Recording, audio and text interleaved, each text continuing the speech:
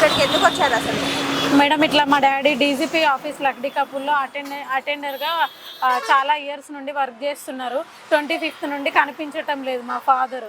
అయితే ఎక్కడికి వెళ్ళిండు అన్న విషయం మాకు క్లియరెన్స్గా లేకపోవడంతో సెక్షన్ ఆఫీసర్ వచ్చేసి ఆఫ్టర్ 2 days తర్వాత రిపోర్ట్ ఇవ్వలేదు, మీ ఫాదర్ వర్క్ చేయడానికి రావట్లేరు, ఇంటిమేషన్ లేదు, ఎక్కడికి వెళ్ళారో మీకు ఏమైనా తెలుసా అని నాకు కాల్ చేసిరు మేడం. మా ఫాదర్కి మేము కంటిన్యూగా కాల్ చేస్తున్నాం. బట్ తను ఏమంటారు మా మదర్కి హెల్త్ బాగాలేక విలేజ్లో 1 month 10 days నుండి మా మదర్ విలేజ్లో ఉంటున్నారు. మా ఫాదర్ వచ్చేసి ఇక్కడ యూసఫ్ కూడా పోలీస్ హెడ్ క్వార్టర్స్లో స్టే చేస్తున్నారు. డైలీ అక్కడ నుండి డ్యూటీకి రావడం, డ్యూటీ దగ్గర నుండి మళ్ళీ క్వార్టర్స్కి వెళ్ళడం, అక్కడే స్టే చేయడం జరుగుతుంది. ఆయన వర్క్ ఏదైనా ఉన్నప్పుడు మాకు కాల్ చేసి మాట్లాడడం జరుగుతుంది. అప్పుడప్పుడు ఇంకా వర్క్ టెన్షన్స్ పైన కాల్ స్విచ్ ఆఫ్ పెట్టుకోవడం, మొబైల్ అట్లాంటివి చేస్తూ ఉంటాడు. మేము 2 days వెయిట్ చేసినాం. 3rd day నైట్కి కాల్ వచ్చింది ఆఫీస్ నుండి, మీ ఫాదర్ డ్యూటీకి రావట్లేరు, రిపోర్ట్ చేయలేదు, లీవ్ లెటర్ ఇవ్వలేదు, ఇంటిమేషన్ లేదు, మీ ఫాదర్ ఎక్కడికి వెళ్ళారు. మాకు కాల్ వస్తే తర్వాత మేము అందరినీ కనుక్కోవడం జరిగింది.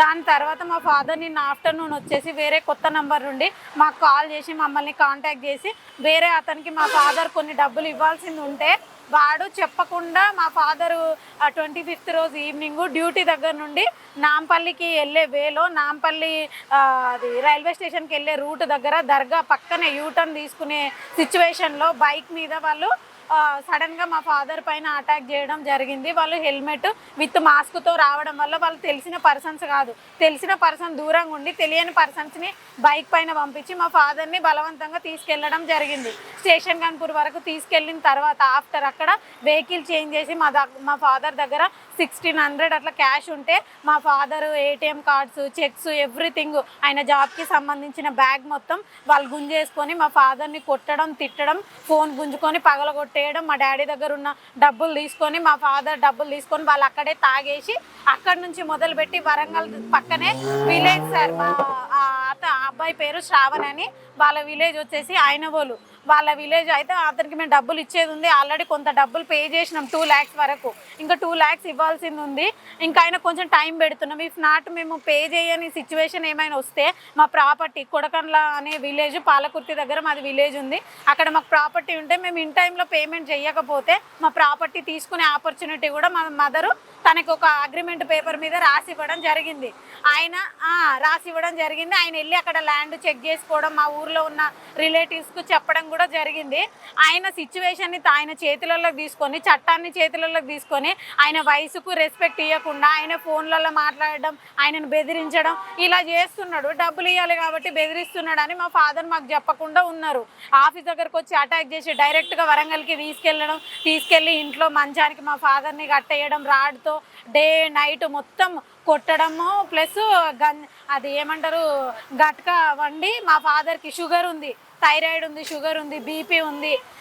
ఒక 7 years బ్యాక్ మా బ్రదర్ సూసైడ్ చేసుకొని చనిపోయారు.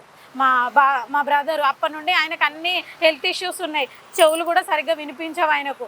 ఇక ఆయనకు తినిపియడం, వాష్రూమ్ తీసుకుపోవడం, నోట్లే గుడ్డ పెట్టడం, మా ఫాదర్ని మంచం కట్టేసి రాడ్డుతో ఇష్టం వచ్చినట్టు కొట్టి అసలు నానా చిత్ర హింసలు పెడుతున్నారు సార్. మా ఫాదర్ పడ్డ ఇబ్బందులు, ఆయనకున్న హెల్త్ ఇష్యూస్ వల్ల అసలు వాడు ఒకవేళ ఈ సిచ్యువేషన్లో మాకు తెలియకపోవు, ఫోన్ అయితే పగలగొట్టేసాడు. మా ఫాదర్ చనిపోతే ఎవరిది రెస్పాన్సిబిలిటీ? వాడు చట్టాన్ని చేతులకు తీసుకొని అట్లా చేసే రైట్ వానికి ఎవడు ఇచ్చిండ్రు?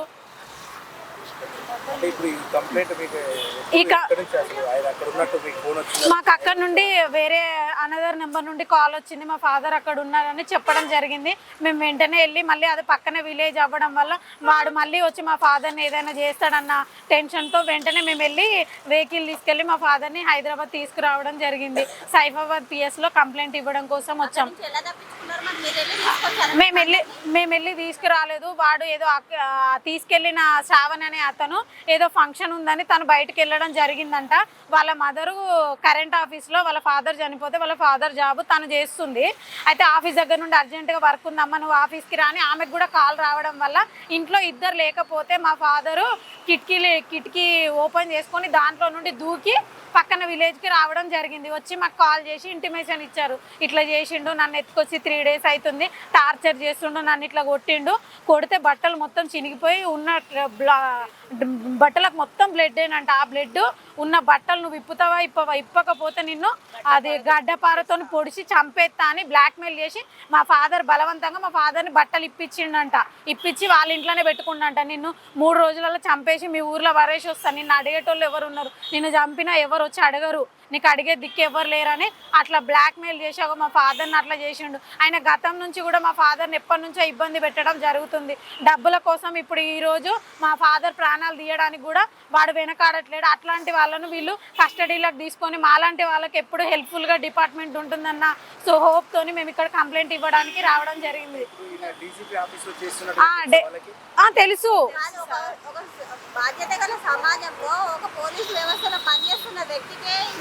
సెక్యూరిటీ సేఫ్టీ లేకపోతే ఇప్పుడు జనరల్గా తిరిగే హ్యూమన్ బీయింగ్స్ వచ్చేసి ఇప్పుడు వాళ్ళ డిపార్ట్మెంట్లో ఉన్న వాళ్ళని వాడు తీసుకొని వెళ్ళి వాడు ఇంత టార్చర్ చేసే అంత ధైర్యం వాని దగ్గర ఉందంటే వానికి ఎట్లా అంటే ఇంకోసారి వెనక్కి తిరిగి వాని జీవితంలో ఇంకొకరి వైపు చూడడానికి కానీ ఇంకొకటి ఏదైనా చేయడానికి కానీ మనకు చాలా భయం ఉండే అంత పనిష్మెంట్ డిపార్ట్మెంట్ వాళ్ళు ఇవ్వాలని మేము చాలా మా ఫ్యామిలీ తరఫున చాలా రిక్వెస్ట్ చేస్తున్నాం సార్. మా ఫాదర్కి వినిపించదు. కనీసం తన తండ్రి చనిపోయి 3 years అవుతుంది. తన తండ్రి తర్వాత మా డాడీ కూడా తండ్రి అని ఆలోచించకుండా వాడు పనిష్ చేయడం ఎంతవరకు కరెక్టు.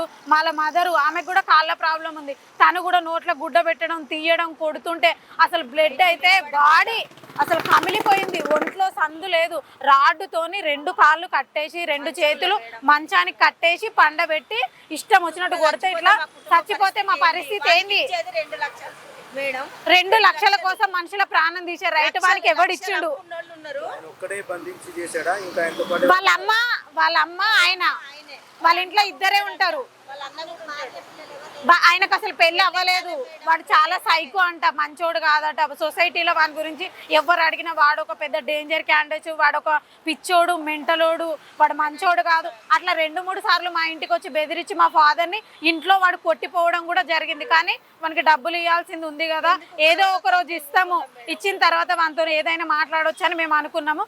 ఇప్పుడు సడన్గా అన్ఎక్స్పెక్టెడ్గా మాకు తెలియకుండా ఇట్లా చేసిండు. ఇప్పుడు వాడు మా ఫాదర్ని చంపేస్తే మా పరిస్థితి ఏంది? అట్లాంటి వాళ్ళని చట్టం ఖచ్చితంగా వాడిని పనిష్మెంట్ అంటే అసలు వాడిని అసలు మా ఫాదర్ని వాడు చంపే అంత ధైర్యం చేయాల్సిన అవసరం వానికి ఏముంది? 2 లక్షల కోసం మనుషుల ప్రాణం తీసే అంత హక్కు వానికి ఎక్కడిది?